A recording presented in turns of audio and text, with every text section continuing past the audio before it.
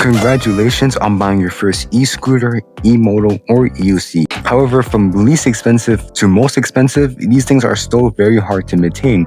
So let me give you some advice and things that you should look for before you start riding. When it comes to riding scooters, one thing that you should keep in mind is to always use the best stance. One stance you should never do is riding with feet side by side, which I'll show you right here. This stance is very dangerous as it can cause things like being unbalanced or flying over the handlebars. When you're riding a scooter, you have two positions. You have regular or goofy foot. You can use whatever you're most comfortable with.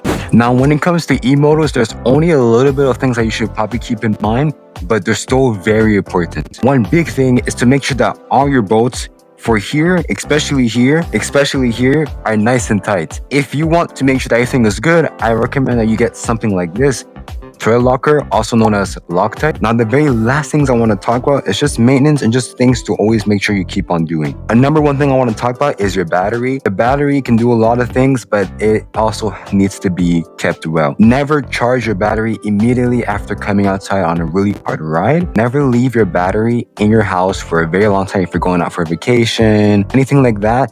Make sure to always leave it from 50 to 80% just to make sure that the cells do not die out. And lastly, do not charge your battery in a very cold environment. Make sure that you're charging your battery in a room temperature, and that's basically it. Now, when it comes to safety, with these two scooters, you only really need a simple bike helmet. This is good enough.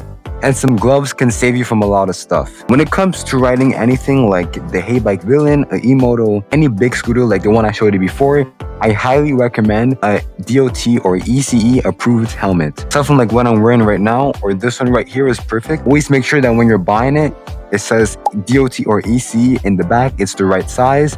Make sure that it's not too tight, but there's enough room for you to move the helmet around in your head. And when you're riding powerful things like this, I also recommend gloves, but make sure you get gloves with knuckle protection, leather, get knee pads, shoulder pads. When locking up your e-mobility, make sure that you use a really good lock. Always lock your scooter up folded so it's not as attracting to a thief. If you're able to, I always recommend to bring your scooter into a shop, as it's just the most easiest thing to do rather than just leaving it outside. If your scooter comes with solid tires, never ride in the rain. I crashed a lot of times, but the only times I actually crashed are when I was riding solid tires in really bad conditions. Especially if your solid tires are bald, never ride in the rain. Always make sure that you leave your house with things tightened and your tires properly pumped. If you have a tubeless tire, you have a little advantage here. You can use things like Armadillo or Slime. These sealants you can put inside your only tubeless tire, so yeah, you can have some tire sealant which can prevent flats from happening way more easier. It's a double protection. And always make sure you use the original charger. Always make sure. You don't want your battery to start getting hot. That's not something you want to happen. Make sure that you look in the user manual and it will say the rated charger for whatever you have. Even if it's the same input for this scooter and that scooter and that scooter, it's not the same charger. Each scooter has a different kind of voltage. Now, I went through everything, but one thing I want you to make sure is that you are respecting everybody on the road. Never ride too fast on the sidewalks. Always ride on a bike path when available,